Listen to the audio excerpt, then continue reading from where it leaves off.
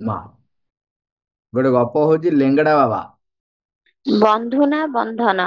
ଦୁଇ ଜଣ ବନ୍ଧୁ, ଜଣଙ୍କ ନାମ ରବୀନ୍ଦ୍ର ଆଉ ଜଣଙ୍କ ନାମ ନଗେନ୍ଦ୍ର। ଘର ଏକା ଗାଁ ନହେଲେ ବି ଖୁବ୍ ପାଖ ପାଖ ଗାଁ। ଖୁବ୍ ପାଖ ପାଖ ଗାଁରେ। ଉଭୟ ତୃତୀୟ ଶ୍ରେଣୀ ପର୍ଯ୍ୟନ୍ତ ନିଜ ନିଜ ଗାଁ ସ୍କୁଲରେ ପଢା ଶେଷ କରି ଚତୁର୍ଥ ଶ୍ରେଣୀ ଠାରୁ ଗୋଟିଏ ହାଇସ୍କୁଲରେ ଆସି ପଢିଲେ।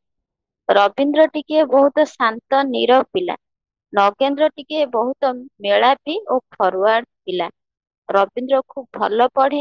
ନଗେନ୍ଦ୍ର ଖାଲି କଷ୍ଟେ ମଷ୍ଟେ ପାସ୍ କଲା ଭଳି ପଢେ।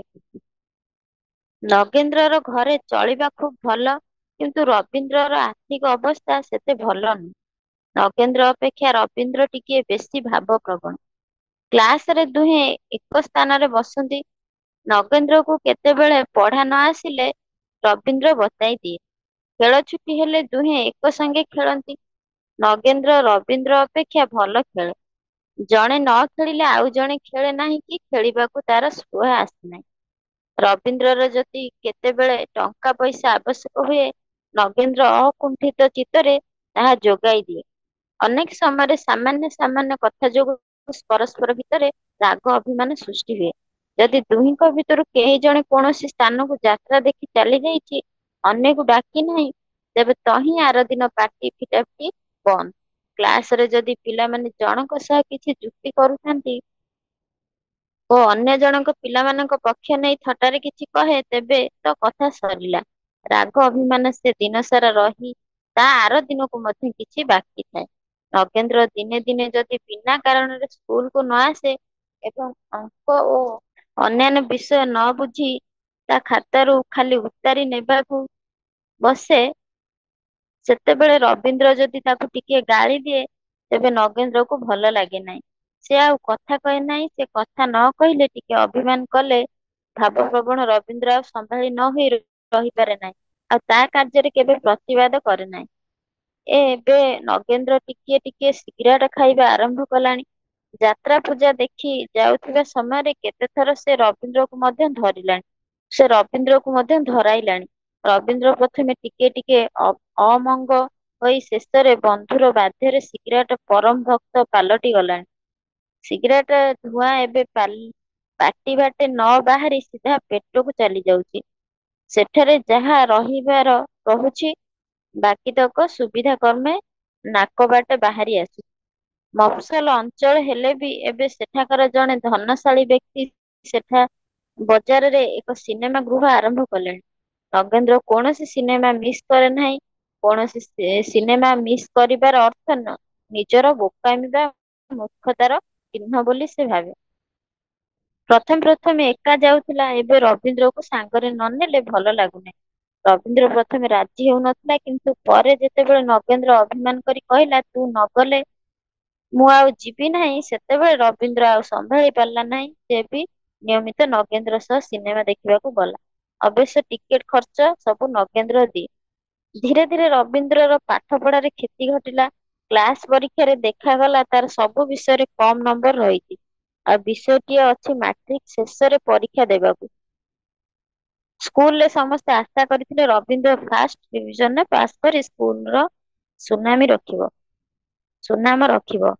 କାରଣ ପ୍ରାଇଭେଟ ସ୍କୁଲ ପିଲାମାନଙ୍କ ପରୀକ୍ଷା ଫଳ ଉପରେ ତାର ସରକାରୀ ଗ୍ରାଣ୍ଟ ଅନେକ ପରିମାଣରେ ନିର୍ଭର କରିଛି। ରବୀନ୍ଦ୍ରର ଧୀରେ ଧୀରେ ଅଧୋଗତି ଦେଖି ପ୍ରଧାନ ଶିକ୍ଷକ ଚିନ୍ତିତ ହୋଇ ପଡିଲେ। ତା ବିଷୟରେ ସମସ୍ତେ ଖବର ବୁଝି ଜାଣିଲେ ଯେ ନଗେନ୍ଦ୍ର ସାଙ୍ଗରେ ପଡି ସେ ଏପରି ହୋଇଯାଇଛି। ଦିନେ ତାକୁ ଅଫିସକୁ ଡକାଇ ବୁଝାଇ ଦେଲେ ଯେ ସେ ନଗେନ୍ଦ୍ରର ସାଙ୍ଗ ଛାଡି ପଢାପଢିରେ ଅଧିକ ମନୋଯୋଗ ହୋଇ ପରୀକ୍ଷାରେ ନିଜର ତଥା ସ୍କୁଲର ସୁନାମ ରଖୁ। ପ୍ରଧାନ ଶିକ୍ଷକଙ୍କର ଏ କଥା ରବୀନ୍ଦ୍ର ନଗେନ୍ଦ୍ରକୁ କହିଲା। ନଗେନ୍ଦ୍ର ଉତ୍କ୍ଷିପ୍ତ ହୋଇ ରହିଲା। ତାଙ୍କର କି ଅଧିକାର ଅଛି ଆମର ବନ୍ଧୁତ୍ୱ ଉପରେ ଆଞ୍ଚ ଆଣିବାକୁ? ସ୍କୁଲ ବାହାରେ ଆମେ ସ୍ଵାଧୀନ। ଆମର ଇଚ୍ଛା ଯାହା ଆମେ ତାହା କରିବୁ। ତାଙ୍କର କଣ ଅଛି? ରବୀନ୍ଦ୍ର ଭିତରେ ଟିକେ ଟିକେ ପ୍ରଧାନ ଶିକ୍ଷକଙ୍କ କଥାକୁ ହୃଦୟଙ୍ଗମ କରୁଥିଲେ ବି ନଗେନ୍ଦ୍ରର ପ୍ରାଣିକ ପ୍ରଭାବରେ ଭୋଳ ହୋଇଗଲା ଓ ସେ ଯାହା କହୁଛି ଠିକ ବୋଲି ଅନୁଭବ କଲା। ପୂର୍ବ ଭଳି ସେମାନଙ୍କର ସବୁ କଥା ଚାଲିଲା। ସେମାନେ କାହାକୁ ଖାତିର କଲେ ନାହିଁ। ପ୍ରଧାନ ଶିକ୍ଷକ କଥା ଜାଣିଲେ ରବୀନ୍ଦ୍ର ଗରିବ ପିଲା ହେତୁ ସ୍କୁଲରୁ ଯେଉଁ ସାହାଯ୍ୟ ପାଉଥିଲା ସେ ତାହା ବନ୍ଦ କରିଦେଲେ। ତାଙ୍କର ଯୁକ୍ତି ହେଲା ଏଇ ଯେ ଯେଉଁ ପିଲା ସିନେମା ଆଦି ଦେଖିବାରେ ଏତେ ଅର୍ଥ ବ୍ୟୟ କରିପାରୁଛି ସେ ସ୍କୁଲର ଦରମା ଅନ୍ୟାନ୍ୟ ଚାନ୍ଦା କାହିଁକି ନ ଦେବ? ଏପରି ଘଟଣାରେ ଅନ୍ୟ ଶିକ୍ଷକ ଓ ଛାତ୍ରମାନେ ଆଶ୍ଚର୍ଯ୍ୟ ହେଲେ। କିନ୍ତୁ ନଗେନ୍ଦ୍ର ରବୀନ୍ଦ୍ରକୁ ସାହସ ଦେଇ କହିଲା, କିଛି ଚିନ୍ତା କରନା, ଯାହା ଟଙ୍କା ଆବଶ୍ୟକ ମୁଁ ଦେବି। ସେଇଆ ହେଲା। ମାଟ୍ରିକର ଶେଷ ପରୀକ୍ଷା ନିକଟ ହୋଇ ଆସିଲା।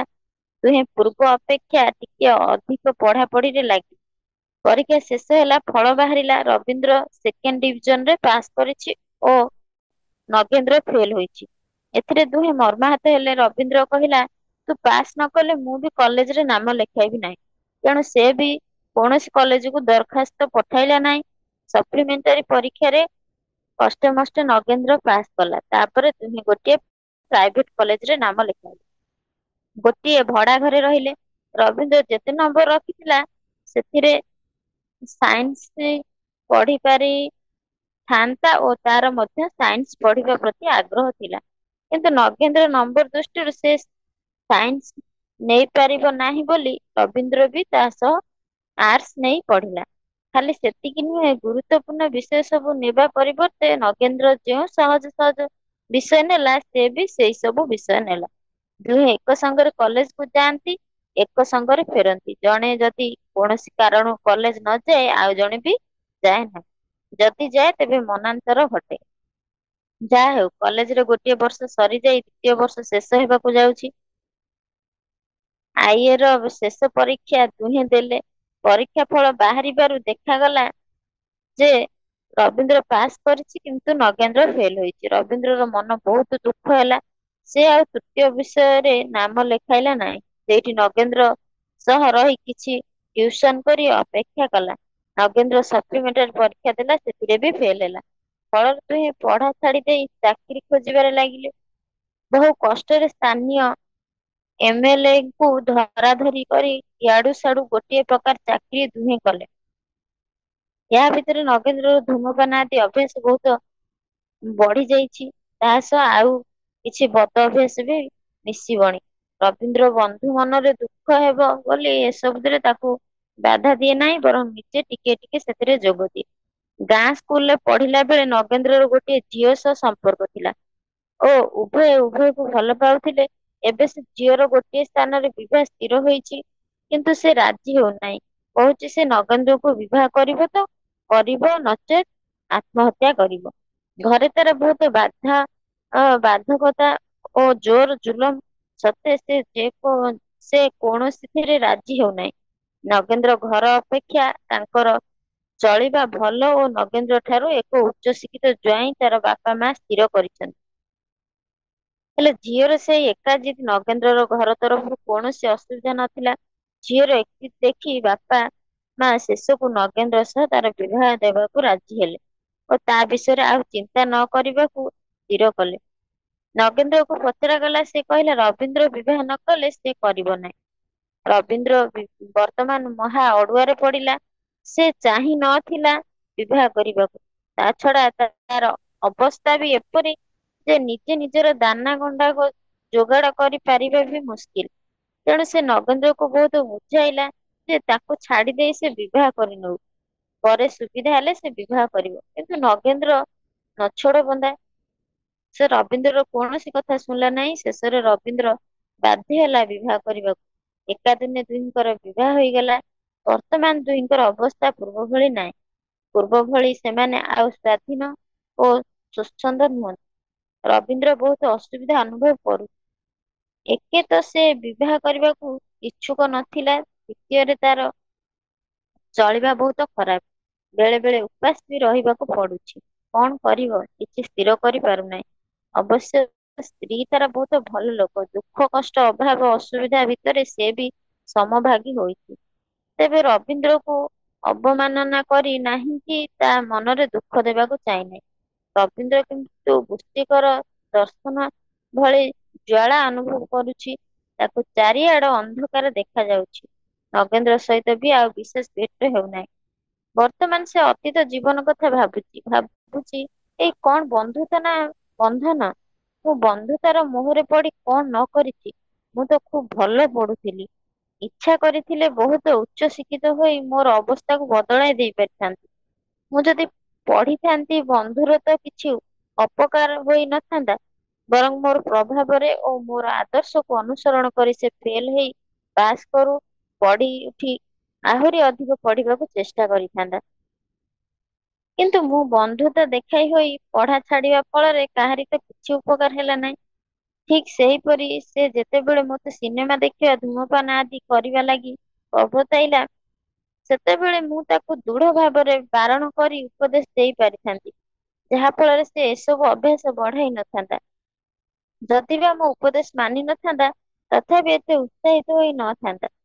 ଅନ୍ତତଃ ଅନ୍ତତଃ ପକ୍ଷେ ମୁଁ ତ ସେଥିରୁ ମୁକ୍ତ ରହି ପାରିଥାନ୍ତି। କିନ୍ତୁ ବନ୍ଧୁର ଚେତନା ମୋତେ ଆସ୍ତନ କରିଛି, ମୋର ସମସ୍ତ ବିଚାର ବୁଦ୍ଧି ନିଜସ୍ୱ ଗୁଣ ହଜିଯାଇଛି। ମୁଁ ମୋର ସର୍ବନାଶ କରି ତାର ସର୍ବନାଶରେ ବି ସାହାଯ୍ୟ କରିଛି। ସେ ଯାହା ହେଉ, ମୁଁ ମୋର ସର୍ବନାଶ କରେ ପଛେ ମୁଁ ମୋର ଏକୁଟିଆ ରହି ମୋର କର୍ମଫଳ ଭୋଗ କରୁଥିଲି। କିନ୍ତୁ ତାର ଅନୁରୋଧ ଓ ପ୍ରରୋଚନାରେ ପଡି ଏହି ଅବସ୍ଥାରେ ଯେଉଁ ବିବାହ କଲି, ତା ଫଳରେ ଆଉ ଜଣଙ୍କର ଜୀବନକୁ ବି ଦୁଃଖ କଷ୍ଟମୟ କରି ପକାଇଲି। ବର୍ତ୍ତମାନ ଖାଇବାକୁ ବି ମୁଠାଏ ମିଳୁନାହିଁ। ବନ୍ଧୁତ୍ୱର ଅର୍ଥ କଣ ବନ୍ଧୁର ସକଳ ନିମ୍ନ କାମନା ବାସନା ପୂରଣରେ ସହାୟକ ହୋଇ ଉଠିବା, ନା ନିଜେ ସେଥିରୁ ମୁକ୍ତ ରହି ତାକୁ ମୁକ୍ତ କରିବାକୁ ଚେଷ୍ଟା କରିବା? ଯାହା ହେଉ, ବର୍ତ୍ତମାନ ଆଉ କୌଣସି ଉପାୟ ନାହିଁ। ଏଭଳି ଚିନ୍ତା କରିବାର ସମୟ ଚାଲିଯାଇଛି। ବର୍ତ୍ତମାନ କେବଳ ଏକମାତ୍ର ବନ୍ଧୁ ହେଉଛନ୍ତି ଭଗବାନ। ଏତେ ଦୁଃଖ ଭିତରେ ସେଇ ଅଦୃଶ୍ୟ ବନ୍ଧୁଙ୍କର ସାମାନ୍ୟ ମାତ୍ର ନାମ ସ୍ମରଣ ମୋତେ କେତେ ସାନ୍ତ୍ୱନା, କେତେ ଶାନ୍ତି ଦେଉଛି। ଦେଖ ଦେଖେ ଚେଷ୍ଟା କରେ ତାଙ୍କରି ଉପରେ ଭରସା ରଖି ମୋର ଛିନ୍ନ ଭିନ୍ନ ବିନଷ୍ଟ ଜୀବନକୁ ପୁଣି ଥରେ ନୂଆ କରି ଗଢି ପାରିଛି କି ନାହିଁ। କିନ୍ତୁ ତାଙ୍କର ସ୍ମରଣ ବର୍ତ୍ତମାନର ଗାଢ ଅନ୍ଧକାର ସତ୍ତ୍ୱେ ମୁଁ ତାହା କରିପାରିବି ବୋଲି କାହିଁକି ମୋ ମଧ୍ୟରେ ଦୃଢ ପ୍ରତ୍ୟୟ ସୃଷ୍ଟି କରୁଛି? ବର୍ତ୍ତମାନ ନଗେନ୍ଦ୍ରର ଅବସ୍ଥା ବି ତଦ୍ରୂପ। ସେ ବର୍ତ୍ତମାନ ଅନୁଭବ କରିଛି ବନ୍ଧୁତା କିପରି ବନ୍ଧନରେ ପରିଣତ ହୋଇଛି। ଭଲ ପାଇବା କିପରି ବିବାହର ରୂପ ନେଇ, ବିବାହ ପରେ କିଭଳି ଭଲ ପାଇବା ଶେଷ ହୋଇଯାଇ ଖାଲି ହାତ ଗୋଡରେ ବେଡି ରହିଯାଇଛି। ବର୍ତ୍ତମାନ ଏହି ନୀତିହୀନ ସଂଯମହୀନ ବ୍ୟକ୍ତିଟିକୁ ପତ୍ନୀଙ୍କର ନିର୍ଦ୍ଦେଶ ଅନୁଯାୟୀ ଚଳିବାକୁ ହେଉଛି। ନିଜର ନୈତିକ ଚରିତ୍ର ଉନ୍ନତ ଓ ଶକ୍ତିଶାଳୀ ନଥିବାରୁ ସବୁବେଳେ ସେ ଡରି ଡରି ଚଳୁଛି। ପତ୍ନୀଙ୍କର ବିଭିନ୍ନ ସମୟରେ ବିଭିନ୍ନ ଫରମାସି ପୂରଣ ନହେଲେ ଯାବତୀୟ ଅପମାନ ଓ ଲାଞ୍ଛନା ସହିବାକୁ ହେଉଛି। ନଗେନ୍ଦ୍ରକୁ ସବୁଠାରୁ ବେଶୀ ବାଧୁଛି ତାର ଯେତେବେଳେ ରବୀନ୍ଦ୍ର କଥା ମନେ ପଡିଯାଉଛି। ଭାବୁଛି, ଆହା, ବିଚରା ମୋ ଲାଗି ଆଜି ପେଟ ପୂରା ମୁଠେ ଖାଇବାକୁ ବି ପାଉନାହିଁ। ବନ୍ଧୁତାର ଅର୍ଥ କଣ? ବନ୍ଧୁକୁ ନିଜ ସ୍ୱଭାବ ଭଲ ବା ଖରାପ ଯାହା ହେଉ ସେ ଅନୁସାରେ ଚଳିବାକୁ ବାଧ୍ୟ କରିବା। ନିଜେ ଯାହା ସିଏ ସେଇଆ ହେଉ ବୋଲି ଚାହିଁବା। ନିଜେ ନିଜ ବାଟରେ ଯାଇ ବନ୍ଧୁକୁ ତା ବାଟରେ ଯିବାକୁ ଛାଡି ଦେଇ ଅନ୍ତରରେ ପରସ୍ପର ପ୍ରତି ସ୍ନେହ ପ୍ରେମ କଣ ରହିପାରିବ ନାହିଁ? କେହି କାହାରିଠାରୁ କିଛି ଦାବି ନକରି ପରସ୍ପର ପ୍ରତି ଆନ୍ତରିକତା, ଶ୍ରଦ୍ଧା, ଶୁଭେଚ୍ଛା ଓ ବୁଝାମଣାର ଭାବ ପୋଷଣ କରି ନିଜ ନିଜ ଜୀବନର ଉଚ୍ଚତମ ଲକ୍ଷ୍ୟ ସାଧନରେ ସତତ ବର୍ତ୍ତି ହେବା କି ସ୍ୱର୍ଗୀୟ ବସ୍ତୁ? ଆଉ ବନ୍ଧୁତ୍ୱର ଦ୍ୱାହି ଦେଇ ନିଜ ଅଭ୍ୟାସକୁ ଜୋର ଜବରଦସ୍ତ ବନ୍ଧୁ ଉପରେ ଲଦିବାର ପରିଣାମ କି ମର୍ମନ୍ତୁଦ? ପ୍ରଥମେ ପ୍ରଥମେ ନଗେନ୍ଦ୍ର ରବୀନ୍ଦ୍ରର ଚଳିବା ଅସୁବିଧା ଦେଖି ତାକୁ ବିଭିନ୍ନ ପ୍ରକାରେ ସାହାଯ୍ୟ କରୁଥିଲା। କିନ୍ତୁ ଏସବୁ କଥା ତାର ସ୍ତ୍ରୀ ଜାଣିପାରି ଏବେ କଡା ହୁକୁମ ଜାରି କରି ଦେଇଛି ଯେ ସେ ଆଉ ରବୀନ୍ଦ୍ର ଘରକୁ ଯାଇପାରିବ ନାହିଁ। ନିଜ ଘର ଚଳାଇ ପାରିବାର କ୍ଷମତା ନାହିଁ, ସେଥିରେ ପୁଣି ଅନ୍ୟକୁ ସାହାଯ୍ୟ କରାଯାଉଛି। ନଗେନ୍ଦ୍ର ଆଉ ରବୀନ୍ଦ୍ର ଘରକୁ ନ ଯିବା ଲାଗି ବାଧ୍ୟ, ନଚେତ୍ ପରିଣାମକୁ ସମ୍ଭାଳି ପାରିବାର କ୍ଷମତା ତାର ନାହିଁ। ସେତେବେଳେ ସଂସାର ଜଞ୍ଜାଳ ଭିତରେ ରବୀନ୍ଦ୍ର କଥା ମନେ ପଡେ, ନିଜ କଥା ମନେ ପଡେ। ବ୍ୟଥା ଭରା ଅସହାୟ ଦୀର୍ଘ ନିଶ୍ୱାସଟିଏ ଖାଲି ବାହାରି ଆସେ।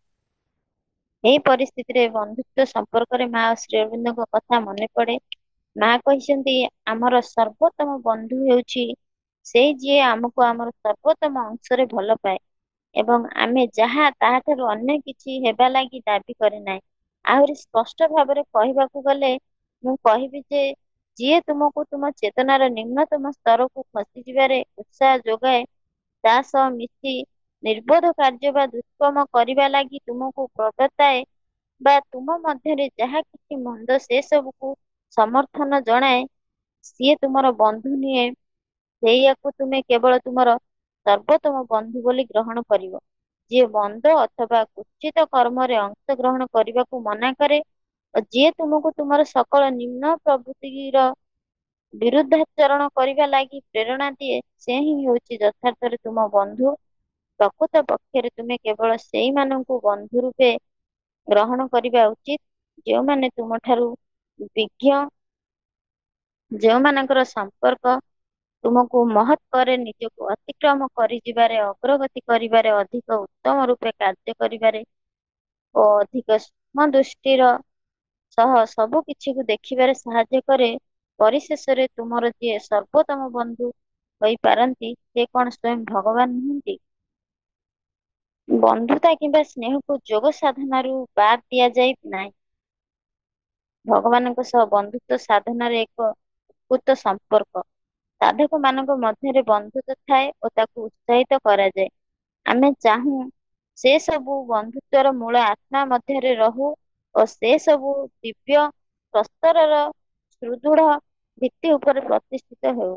ଯୋଗ ସାଧନାରେ ବନ୍ଧୁତ୍ୱ ରହିପାରେ, କିନ୍ତୁ ଆସକ୍ତି ଅଥବା ଏହିଭଳି କିଛି ମହାଚ୍ଛନ୍ନ ସ୍ନେହ ଯାହା ତୁମକୁ ସାଧାରଣ ଜୀବନ ଓ ଚେତନା ସହ ବାନ୍ଧି ରଖେ, ସେ ସବୁ ଖସି ପଡିବାକୁ ହେବ ନା।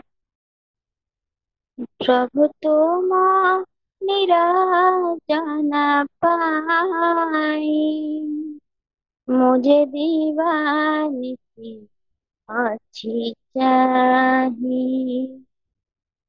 प्रभु तुम निराजना पाई मुझे दीवानी अच्छी चाहिए। ମୋ ମନ ମନ୍ଦିରେ ଅଗୁର ଧୂପର ମୋ ମନ ମନ୍ଦିରେ ଅଗୁର ଧୂପର ଆଳତି ଅଛି ମୋ ଥୋଇ। ଆ ଆ प्रभु तुम निराजना पाई मुझे दीवानी अच्छी चाहिए। जुई ଯାଇ ହେ ନା ମଲ୍ଲି ମାଳତୀରେ ଗୁନ୍ଥିଛି ମୁଁ ହାରଟିଏ। ସରାଗେ ସଜାଇ ପୂଜା ନୈବେଦ୍ୟ ତୁମ ପଥ ଚାହିଁ ରହି। ଜୁଇ ଯାଇ ହେ ନା ମଲ୍ଲି ମାଳତୀରେ ଗୁନ୍ଥିଛି ମୁଁ ହାରଟିଏ। ସରାଗେ ସଜାଇ ପୂଜା ନୈବେଦ୍ୟ ତୁମ ପଥ ଚାହିଁ ରହି। ଜୀବନ ସଳିତା ଜଳାଇଛି ପ୍ରଭୁ ଜୀବନ ସଳିତା ଜଳାଇଛି ପ୍ରଭୁ ତୁମରି ଆସିବା ନେଇ। ଆ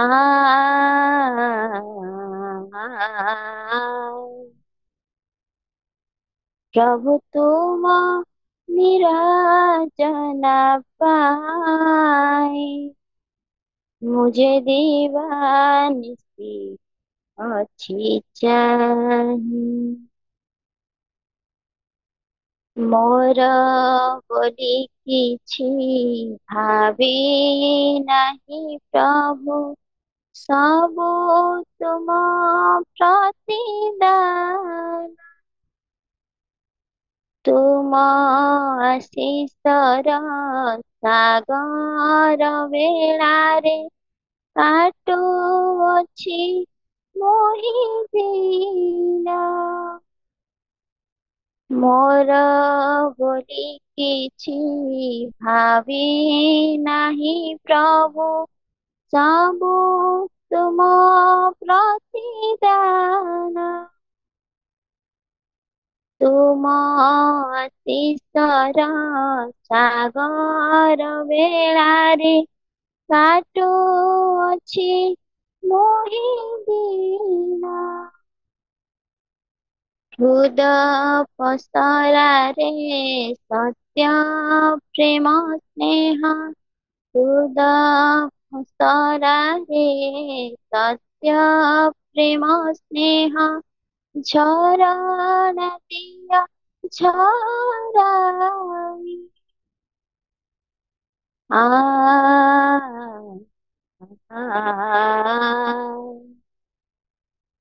प्रभु तुम निराजना पाई मुझे दीवानी अच्छी चाहिए प्रभु तुम निराजना पाई मुझे दीवानी अच्छी चाहिए ମୋ ମନ ମନ୍ଦିରେ ଅଗୁର ଧୂପର ମୋ ମନ ମନ୍ଦିରେ ଅଗୁର ଧୂପର ଆଳତି ଅଛି ମୋ ଥୋଇ ଆ